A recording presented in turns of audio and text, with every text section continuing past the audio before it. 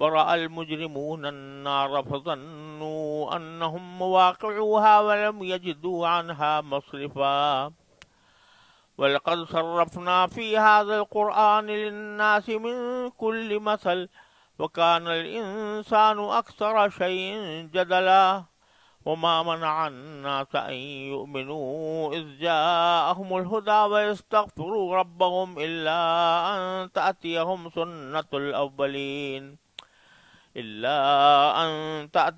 سنة الأولين أو يأتيهم العذاب قبلا وما نرسل المرسلين إلا مبشرين ومنذرين ويجادل الذين كفروا في الباب بالباطل ليدحضوا به الحق واتخذوا آياتي وما أنذروا هزوا ومن أظلم ممن ذكر بآيات ربه فأعرض عنها ونسي ما قدمت يداه إنا جعلنا على قلوبهم أكنة أن يفقهوه وفي آذانهم وقرا وإن تدعهم إلى الهدى فلن يهتدوا إذا أبدا وربك الغفور ذو الرحمة لو يؤاخذهم بما كسبوا لعجل لهم العذاب بل لهم موعد لن يجدوا من دونه موئلا وتلك القرى أهلكناهم لما ظلموا وجعلنا لمهلكهم موعدا.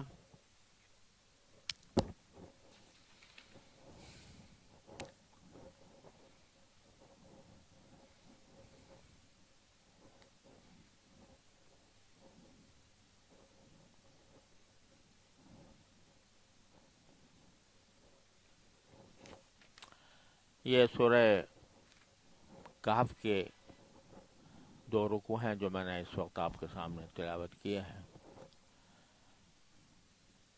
اس سے پہلے جو مضمون چل رہا ہے وہ یہ تھا کہ نبی کریم سرورت عالم صلی اللہ علیہ وسلم کی دعوت کو قبول کرنے والے بعض ایسے حضرات تھے جو مال و دولت اور دنیاوی حیثیت کے اعتبار سے کمزور سمجھے جاتے تھے.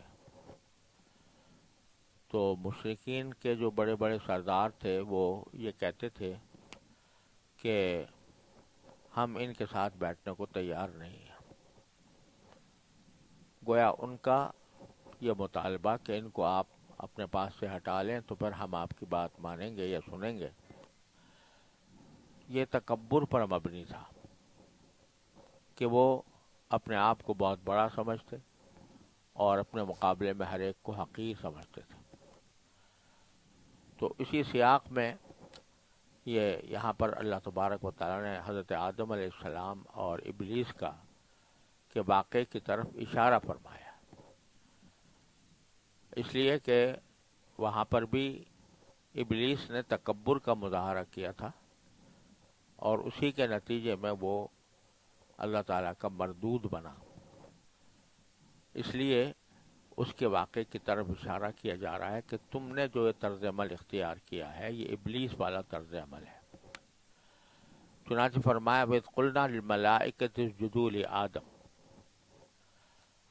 اور جب وہ وقت یاد کرو جب ہم نے فرشتوں سے کہا تھا کہ آدم کے آگے سجدہ کرو. فَسَجَدُوا إِلَّا إِبْلِيسَ، تو سب نے سجدہ کیا سوائے ابلیس کے. کان من الجن، وہ جنات میں سے تھا. ففسق عن امر ربی، اس لیے اس نے اپنے پروردگار کے حکم سے نافرمانی کی. بس اتنا واقعہ ذکر کیا ہے قرآن کریم نے یہاں. اس واقعے کی تفصیل پیچھے کئی جگہ آ چکی ہے، سورہ بقرہ میں سب زیادہ تفصیل کے ساتھ اور دوسری بات صورتوں کے اندر بھی. تو یہاں وہ تفصیلات مقصود نہیں ہے. مقصود صرف یہ ہے کہ ابلیس نے سجدہ کرنے سے انکار کیا تھا تکبر کی وجہ سے. تو تکبر بڑی بلا ہے، اور یہ مشرکین جو یہ مطالبہ کر رہے ہیں یہ ابلیس کی طریقے پر عمل کر رہے ہیں. چنانچہ پہلے یہ بات فرما دی کہ یہ کان من الجن، ابلیس جو تھا وہ جنات میں سے تھا۔ یہ کلام مفسرین کے ہاں تفصیل کے ساتھ آیا ہے کہ آیا وہ ملائکہ میں شامل تھا یا جنات میں تھا یا کوئی اور مخلوق تھی۔ قرآن کریم نے واضح طور پر کہہ دیا کہ وہ ملائکہ میں نہیں تھا، جنات میں تھا۔ اور اگرچہ حکم تو ہوا تھا ملائکہ کو سجدہ کرنے کا، لیکن جب افضل مخلوق کو سجدہ کرنے کا حکم ہوا تو ظاہر ہے وہاں پر وہ بھی موجود تھا، اور تو ظاہر ہے اس کو تو بطریق اولا سجدہ کرنے کا حکم تھا، جس سے اس نے انکار کیا۔ اس نے یہ نہیں کہا کہ آپ نے یہ حکم تو ملائکہ کو دیا ہے، میں تو جن ہوں، یہ جواب نہیں دیا، بلکہ جواب یہ نہیں دیا بلکہ اس بات کو تسلیم کیا کہ آپ کا جو حکم ہے مجھے بھی شامل تھا، اور آپ نے مجھے بھی حکم دیا تھا سجدہ کرنے کا، لیکن میں اس لیے نہیں کرتا کہ آپ نے مجھے آگ سے پیدا کیا ہے اور آدم کو مٹی سے پیدا کیا ہے، تو میں افضل مخلوق ہوں۔ تو قرآن کریم اس کے واقعے کی طرف اشارہ کر کے مشرکین سے خطاب فرماتا ہے کہ افتتخذونہ وذریتہ اولیاء من دونی، یہ اس نے حرکت کی تھی کہ آپ پھر بھی تم میرے بجائے اسے اور اس کی ذریت کو اپنا رکھوالا بناتے ہو، یعنی تم اسی طریقے پر چلتے ہو جس طریقے پر وہ ابلیس چلا تھا، تکبر کا طریقہ، اب دوسروں کو حقیر سمجھنے کا طریقہ۔ تو کیا تم وہ راستہ اپناتے ہو جو اس نے اپنایا تھا یا اس کی ذریت نے اپنایا؟ اس سے معلوم ہوا کہ شیطان کی ذریت بھی ہوتی ہے، شیطان کی اولاد بھی۔ اولاد سے مراد یہاں پر یہ نہیں ہے کہ اس سے بچے پیدا ہوئے، بلکہ ذریت کا لفظ اس کے ساتھ مدد کرنے والوں، اس کی بات ماننے والوں اور اس کے طریقے پر چلنے والوں کو بھی ذریت کہہ دیا گیا ہے۔ یہاں اس ذریت اس معنی میں نہیں ہے جس معنی میں اردو میں یا عربی میں ذریت ہم کہتے ہیں ان لوگوں کو جو کسی سے پیدا ہوئے ہوں۔ اس سے پیدا نہیں ہوئے، لیکن اس نے اس کی جیسی مخلوق ہے جنات میں سے جو اس کی تابع دار بھی ہے اور اسی کام پر لگی ہوئی ہے جس کام پر وہ ابلیس لگا ہوا ہے۔ تو قرآن کہتا ہے کہ کیا تم اس کو اور اس کی ذریت کو، یعنی اس کی جماعت کو تم نے اپنا رکھوالا بنا رکھا ہے، من دونی، میرے بجائے، وہم لکم عدو، حالانکہ وہ تمہارے دشمن ہیں۔ پہلے دن سے اس نے دشمنی کا اظہار کر دیا آدم سے اور آدم کی اولاد سے، اور یہ کہا تھا کہ میں ساری آدم کی اولاد کو بہکاؤں گا۔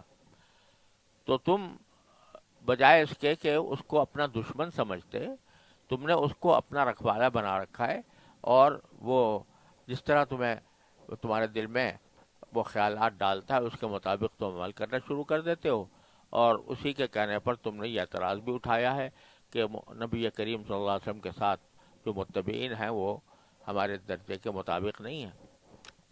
بہرحال تم نے اس کو اپنا مددگار بنا لیا۔ بیس للظالمین بدلا، اور یہ جو تم نے ان کو مبادل بنایا تو کتنا برا متبادل ہے جو ان ظالموں کو ملا ہے۔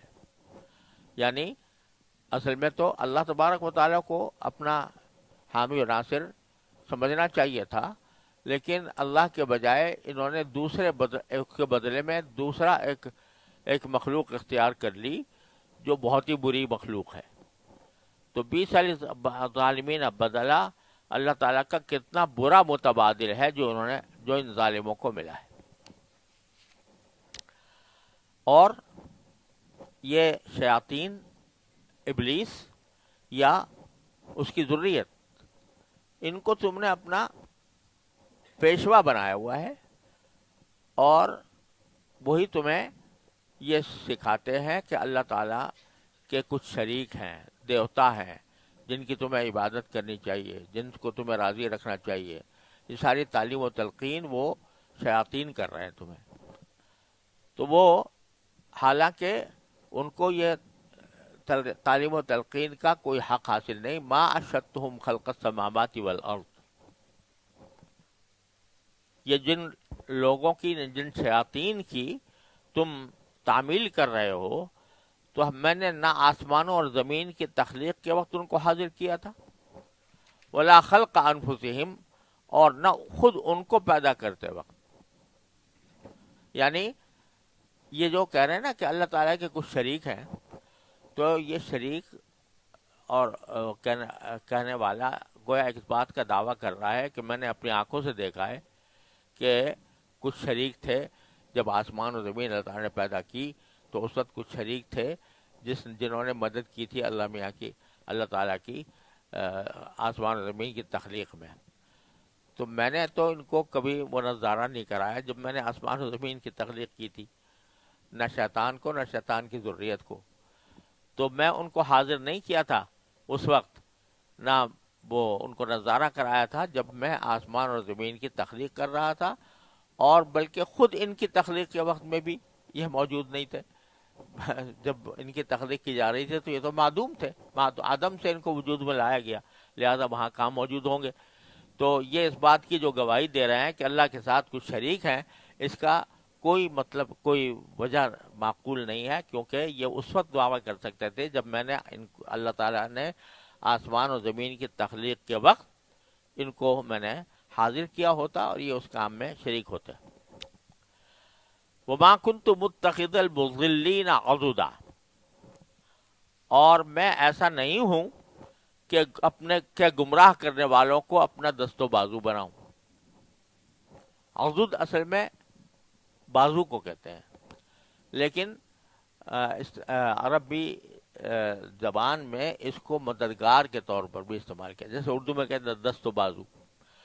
تو میں ایسا نہیں ہوں کہ گمراہ کرنے والوں کو اپنا مددگار بناؤں. یعنی جس وقت میں پیدا کر رہا تھا آسمان و زمین کو، بول تو مجھے کسی مدد کی ضرورت نہیں تھی کسی کی، اور اگر میں کسی کو اس کام میں اپنے تابع کر کے شریک بھی کرتا تو میں گمراہ کرنے والوں کو کیوں کرتا. تو یہ ابلیس جو ہے یہ تو گمراہ کرنے والے ہیں، تو ان کو میں اپنا مددگار اپنے کاموں میں کیسے بنا سکتا ہوں. اسی سے یہ بات بھی معلوم ہوئی جو ہمارے لیے ہے کہ اپنے کام میں اگر کسی سے مدد لینی ہے تو اس بات کو دیکھنا ضروری ہے کہ وہ شخص جس سے مدد لی جا رہی ہے وہ کوئی گمراہ تو نہیں ہے اور گمراہ کرنے والا تو نہیں ہے. لہذا مدد لینے کے لیے بھی، دنیا کے اندر کسی کی مدد لینے کے لیے بھی اس بات کا اہتمام کرنا چاہیے کہ ہم کسی گمراہ کے پاس مدد لینے کے لیے نہ جائیں.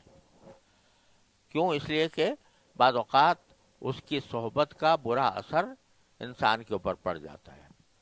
تو کسی گمراہ کے، اسی لیے ہمارے بزرگوں نے فرمایا کہ جو گمراہ فرقے ہیں یا گمراہ لوگ ہیں، ان کی تصنیفات، ان کے مقالات، ان کے مضامین بلا وجہ نہیں پڑھنے چاہیے.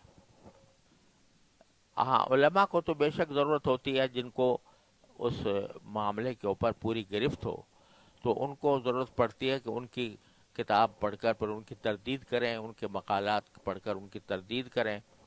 لیکن عام آدمی کو محض دیکھنے کے لیے بھی نہیں پڑھنی چاہیے کہ دیکھیں ہے کیا یہ اور کیا کہہ رہے ہیں، یہ بھی نہیں پڑھنی چاہیے، کیونکہ ایک طرح سے آپ مدد لے رہے ہیں ان سے، اور اس سے اندیشہ ہے کہ خود آپ کا ذہن خراب ہو جائے. تو یہ سبق بھی اس آیت سے ہمیں مل رہا ہے. اور باری تعالیٰ فرماتے ہیں کہ جن لوگوں کو، جن چیزوں کو تم نے اللہ کے ساتھ شریک کر رکھا ہے، ایک دن آئے گا جب تم خود دیکھ لو گے کہ یوم یقول نادوا شرکائی الذین زعمتم.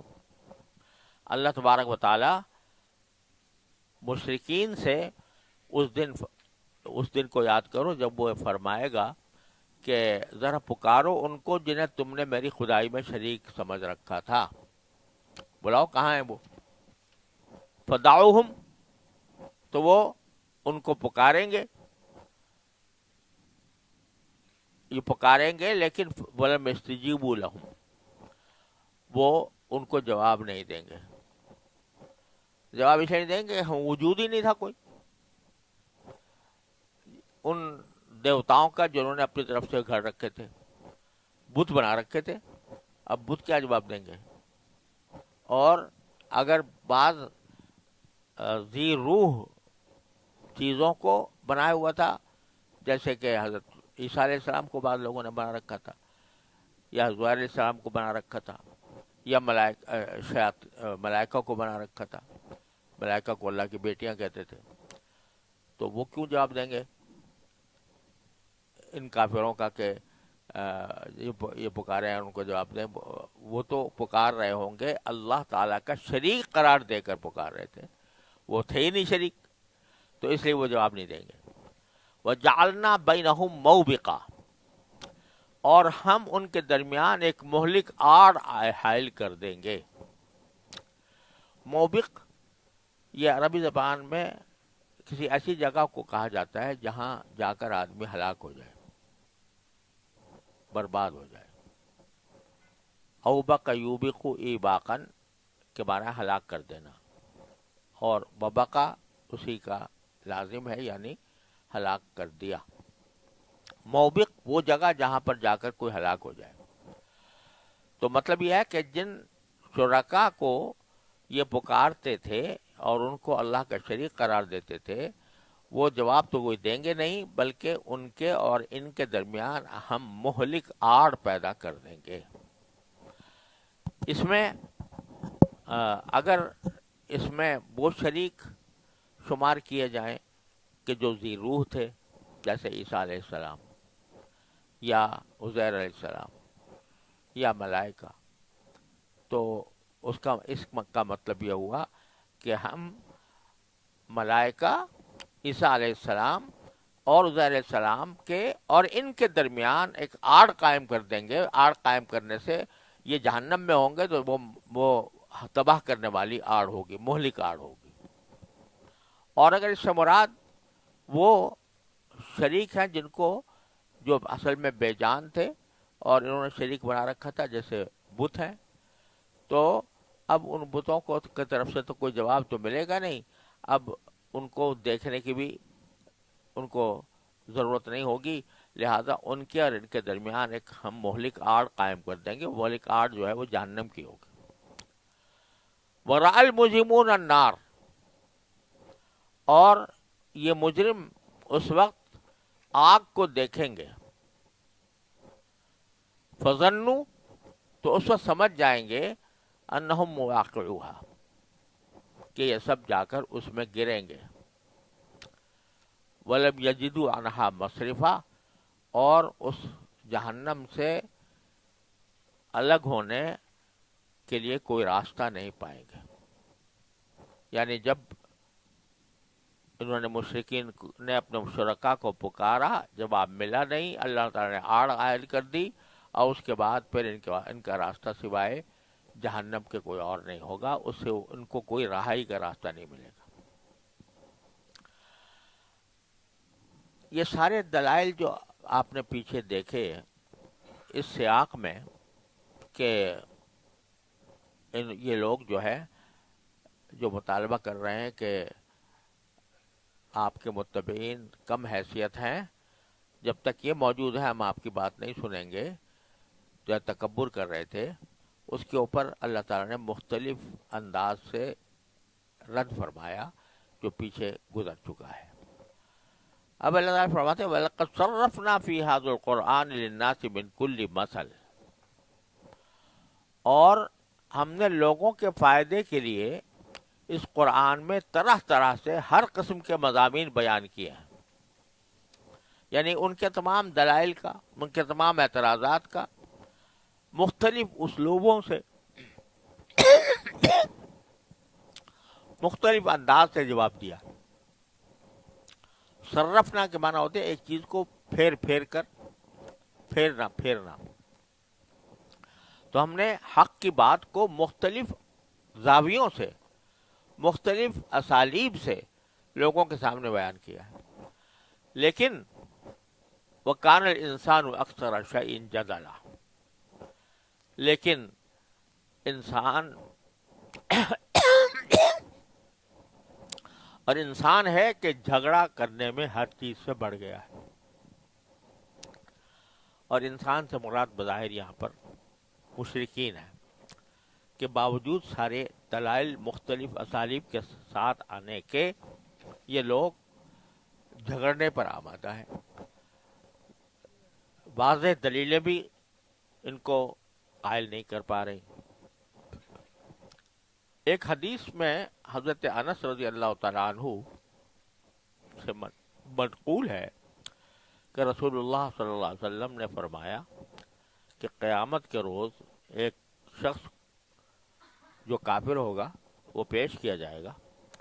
اس سے سوال ہوگا کہ ہم نے جو رسول بھیجا تھا اس کے بارے میں تم نے کیا کیا؟ وہ کہے گا کہ اے میرے پروردگار، میں تو آپ پر بھی ایمان لایا اور آپ کے رسول پر بھی، اور عمل میں بھی ان کی اطاعت کی. صاف جھوٹ، یعنی تھا کافر لیکن وہاں یہ دعویٰ کرے گا کہ میں تو آپ پر بھی ایمان لایا تھا، آپ کے رسول پر بھی لایا تھا، اور عمل میں ان کی اطاعت بھی کی تھی. اللہ تعالیٰ فرمائیں گے یہ تیرا اعمال نامہ سامنے رکھا ہے، اس میں تو یہ کچھ بھی نہیں ہے کہ تو ایمان لایا تھا یا تو نے اچھے عمل کیے تھے، رسول پر ایمان لایا تھا. وہ تو اعمال نامے میں تو کچھ بھی نہیں ہے. تو یہ شخص کہے گا کہ جی میں تو اس اعمال نامے کو نہیں مانتا. اللہ تعالیٰ فرمائیں گے کہ یہ ہمارے فرشتے تمہاری نگرانی کر رہے تھے، وہ تیرے خلاف گواہی دیتے ہیں کہ تو نے کفر اختیار کیا.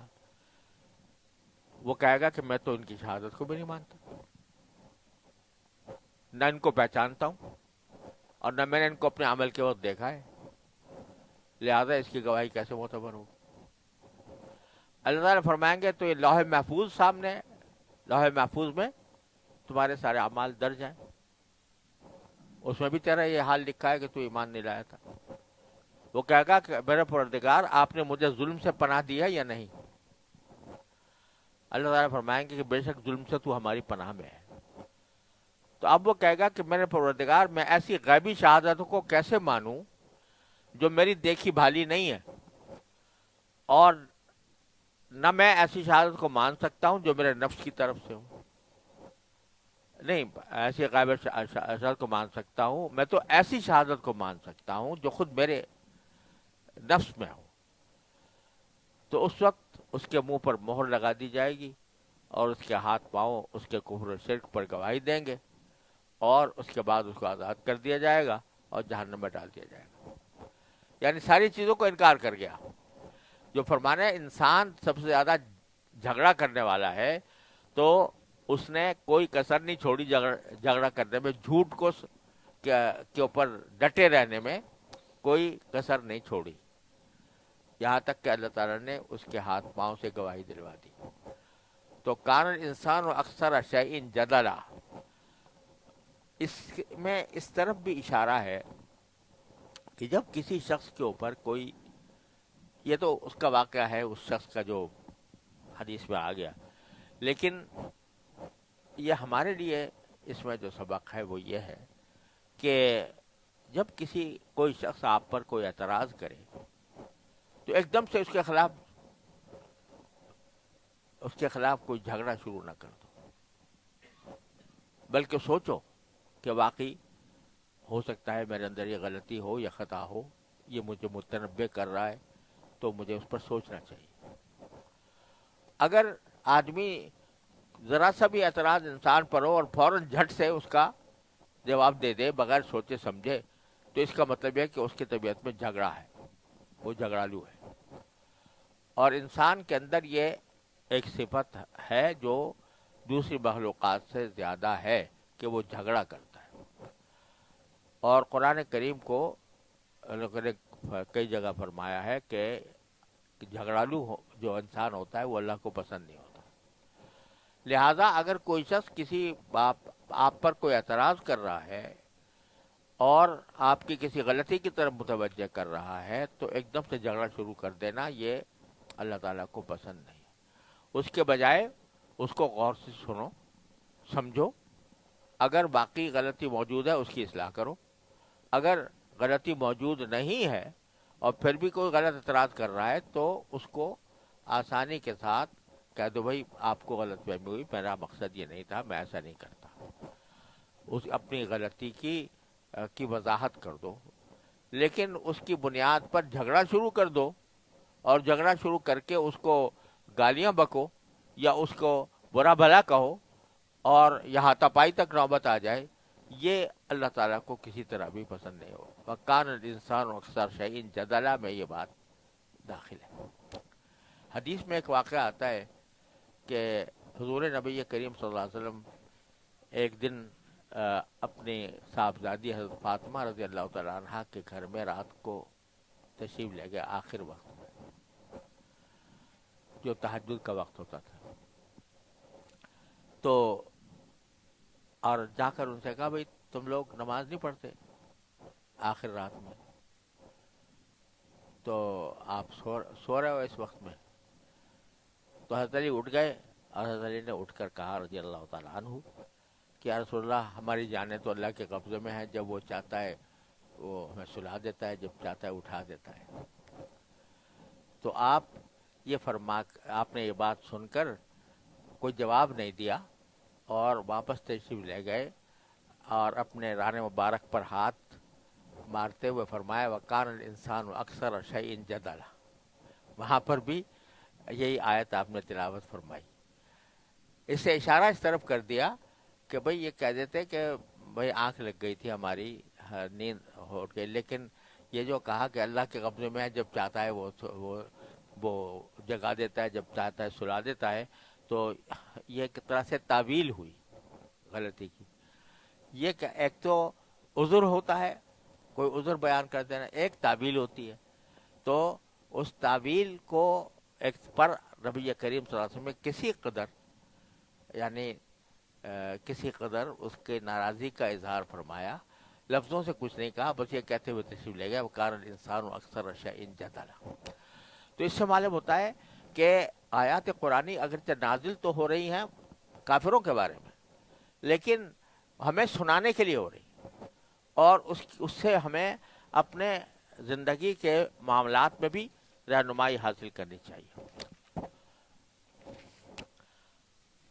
آگے فرمایا وَمَا مَنَعَ النَّاسَ أَن يُؤْمِنُوا إِذْ جَاءَهُمُ الْهُدَىٰ وَيَسْتَغْفِرُوا رَبَّهُمْ إِلَّا أَن تَأْتِيَهُمْ سُنَّةُ الْأَوَّلِينَ أَوْ يَأْتِيَهُمُ الْعَذَابُ قُبُلًا.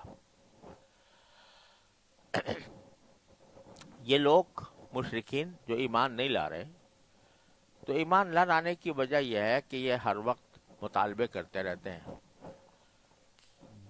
یعنی مطالبے کرتے ہیں استہزاءً، مذاق اڑانے کے طور پر، کہ اگر ہم باقی غلط ہیں اور آپ کہتے ہو کہ ہم پر عذاب ہوگا تو لے آؤ عذاب ہمارے اوپر.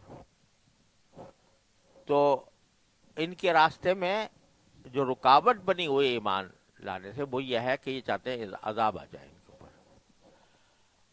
چاہتے تو نہیں ہیں دل سے، لیکن مطالبے کرتے ہیں استہزاء.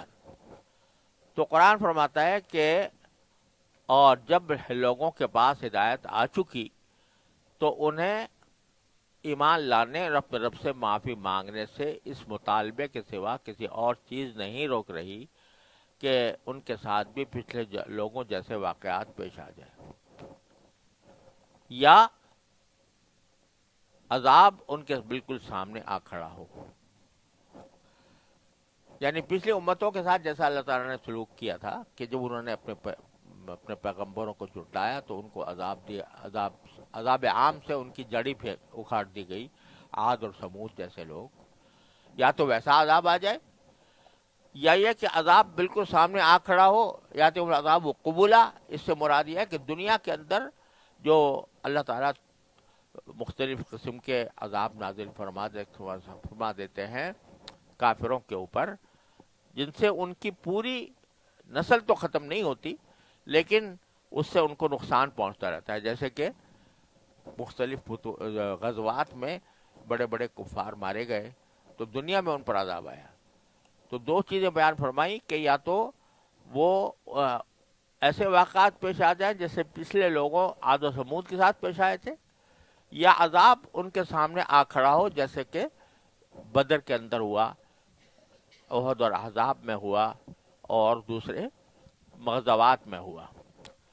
تو یہ گویا خلاصہ یہ ہے کہ جب تک یہ عذاب ان کے سامنے آنا کھڑا ہو اس وقت تک ایمان نہیں لائیں گے، اور اس وقت ایمان لانا اللہ کے ہاں قبول نہیں ہوگا. وَمَا نُرْسِلُ الْمُرْسَلِينَ إِلَّا مُبَشِّرِينَ وَمُنذِرِينَ، اور ہم پیغمبروں کو صرف اس لیے بھیجتے ہیں کہ وہ مومنوں کو خوشخبری دیں اور کافروں کو عذاب سے متنبہ کریں. تو ان کا کام یہ کسی کو زبردستی مسلمان کرنا تو ہوتا نہیں، لہذا یہ کفار کے مطالبے کیوں مانے کہ بھئی ان فقیر لوگوں کو اپنے پاس سے ہٹا دو. جن کو ماننا ہے وہ مان لیں گے، اور جن کو نہیں ماننا تو وہ خود اپنے اوپر ظلم کر رہے ہیں. چنانچہ وَيَجَادِلُ الَّذِينَ كَفَرُوا بِالْبَاطِلِ، جنہوں نے کفر اپنا لیا ہے وہ باطل کا سہارا لے کر جھگڑا کرتے ہیں، اور اس لیے کہتے ہیں لِيُدْحِضُوا بِهِ الْحَقَّ، تاکہ اس اپنی باطل دلیلوں کے ذریعے حق کو ڈگمگا دیں. یدحضو ادحضا یدحضو ادحاظا، عربی میں اس کے معنی ہوتے ہیں کسی کو ڈگمگا دینا. تو حق کو ڈگمگانے کے لیے یہ اس طرح کی باتیں کرتے رہتے ہیں. واتخذوا آیاتی وما انذروا ہزوا، اور انہوں نے میری آیتوں کو اور ان کو جو تنبیہ کی گئی تھی اس کو مذاق بنا رکھا ہے. ومن اظلم ممن ذکر بآیات ربہ فاعرض عنہا ونسی ما قدمت یدہ، اور اس سے بڑا ظالم کون ہوگا جسے اس کے رب کی آیتوں کے حوالے سے نصیحت کی جائے. ذکر بآیات ربہ، تو وہ فاعرض عنہا، وہ اسے منہ موڑ لے، اسے تو منہ موڑ لے جو اللہ کی آیتوں کے ذریعے اس کو تنبیہ کی گئی ہے. اور ونسی ما قدمت یدہ، اور خود اپنے ہاتھوں کے کرتوت کو بھولا بیٹھے. اللہ تعالی کی باتیں جو وحی کے ذریعے آ رہی ہیں ان کو تو ان سے تو منہ موڑ لیا، گویا کہتے ہیں یہ باطل ہے، غلط ہے، اور خود اپنے ہاتھوں کے کرتوت کیا ہیں اس کی طرف نگاہ نہیں، اس کو بھولے بیٹھا ہے. تو یہ طریقہ ہے ان کافروں کا. اسی طرح جیسا میں عرض کیا کرتا ہوں کہ کافروں پر جو بات کہی جاتی ہے بین السطور، اس میں ہم مسلمانوں کو بھی تنبیہ ہوتی ہے، اور وہ تنبیہ یہ ہے کہ انسان بڑے بڑے دعوے کرے اور اپنے گردن میں اپنے گریبان میں منہ ڈال کر نہ دیکھے میری حالت کیا ہے، میں کس حالت میں ہوں، میرے اعمال کیسے ہیں. تو دوسروں پر اعتراض کرنے میں بڑا جری ہے، اور آج کل اکثر و بیشتر ایسا ہوتا ہے کہ مجلسیں دوسروں پر تنقید سے گرم رہتی ہیں. فلاں نے یہ کیا، فلاں یہ کیا، فلاں یہ کیا، دوسروں پر اعتراض ہے، اور خود اپنے کرتوت کی طرف نگاہ نہیں. حدیث میں آتا ہے کہ رسول کریم صلی اللہ علیہ وسلم نے ارشاد فرمایا کہ جو شخص یہ کہے کہ لوگ ہلاک ہو گئے تو سب سے زیادہ ہلاک وہ شخص ہے. یعنی دوسروں کے اوپر تنقید کر رہا ہے کہ برباد ہو گئے ہیں، مثلا دینی اعتبار سے برباد ہو گئے، اور خود اپنے آپ سے بے خبر ہے. تو یہ طرز عمل اصل میں کافروں کا ہے جو قرآن نے ذکر کیا. ایک مومن کا طرز عمل نہیں ہونا چاہیے. انا جعلنا علی قلوبہم اکنۃ ان یفقہوہ، اور حقیقت یہ ہے کہ ہم نے ان لوگوں کے کرتوت کی وجہ سے ان کے دلوں پر غلاف چڑھا دیا ہے، جس کی وجہ سے وہ اس کو قرآن کو نہیں سمجھتے. جیسے پہلے بھی بار بار یہ بات گزر چکی ہے کہ جب کوئی شخص ضد اور ہٹ دھرمی پر آمادہ ہو جاتا ہے تو پھر کوئی دلیل اس کے لیے کارگر نہیں ہوتی. اس موقع پر اللہ تعالیٰ اس کے دل پر وہ زنگ چڑھا دیتے ہیں. اسی کو یہاں پر تعبیر فرمایا کہ ہم نے ان کے اوپر غلاف چڑھا دیے ہیں، جس کی وجہ سے وہ اس کو سمجھتے نہیں. اور فی آذانہم وقرا، اور ان کے کانوں میں ڈانٹ لگا دی، جیسے کسی بوتل کے اوپر ڈانٹ لگا دیتے ہیں بوتل بند ہو جاتی ہے، اس طرح ہم نے ان کے کانوں پر ڈانٹ لگا دی ہے ان کی ضد اور ہٹ درمی کی وجہ سے۔ وَإِن تَدْعُوهُمْ إِلَى الْهُدَىٰ، اور اگر تم ان کو ہدایت کی طرف بلاؤ، فَلَن يَهْتَدُوا إِذًا أَبَدًا، تو وہ کبھی بھی ہدایت کے راستے پر آئیں گے نہیں، اس لیے کہ ان کے دلوں پر زنگ چڑھ گیا ہے۔ وَرَبُّكَ الْغَفُورُ ذُو الرَّحْمَةِ، اور یہ جو بار بار عذاب کی باتیں کرتے ہیں کہ ہمیں عذاب لے آؤ، جس عذاب سے تم ہمیں ڈرا رہے ہو، تو تمہارا پروردگار جو ہے وہ بہت بخشنے والا ہے، بڑی رحمت والا ہے۔ لو یؤاخذہم بما کسبوا، اگر جو کمائی انہوں نے کی ہے اگر وہ اس کی وجہ سے انہیں پکڑنے پر آئے تو ان کو جلدی عذاب دے دے، جیسے مانگ رہے ہیں، لیکن اپنی رحمت کی وجہ سے اس نے وہ فوراً ان کے اوپر عذاب نازل نہیں کر رہا کہ شاید کچھ سنبھل جائیں، سنبھلنے کے بعد ایمان لے آئیں، تو اللہ تبارک و تعالیٰ کی اپنی مشیت ہوتی ہے کسی کو عذاب کس وقت دیا جائے اس کی۔ بل لہم موعد، لیکن ان کے لیے ایک وقت مقرر ہے۔ لن یجدوا من دونہ موئلا، جس سے بچنے کے لیے انہیں کوئی پناہ گاہ نہیں ملے گی۔ جب وقت آئے گا تو پناہ گاہ نہیں ملے گی، لیکن ہم ابھی ان کے مطالبے پر فوراً عذاب نازل نہیں کرتے۔ اور وَتِلْكَ الْقُرَىٰ أَهْلَكْنَاهُمْ، اور یہ ساری بستیاں تمہارے سامنے ہیں، عاد اور ثمود کی بستیاں، ان کو ہم نے ہلاک کیا جب انہوں نے ظلم کی روش اپنائی۔ اور وَجَعَلْنَا لِمَهْلِكِهِمْ مَوْعِدًا، اور ان کی ہلاکت کے لیے بھی ہم نے ایک وقت مقرر کیا ہوا تھا۔ تو ہر چیز کا اللہ تبارک و تعالیٰ کی مشیت میں ایک وقت مقرر ہے، اس وقت مقرر پر وہ چیز ہوتی ہے، لہذا ان کا یہ کہنا کہ ابھی عذاب لے آؤ یہ بالکل نادانی کی بات ہے۔ وصلی اللہ تعالیٰ علیہ وسلم۔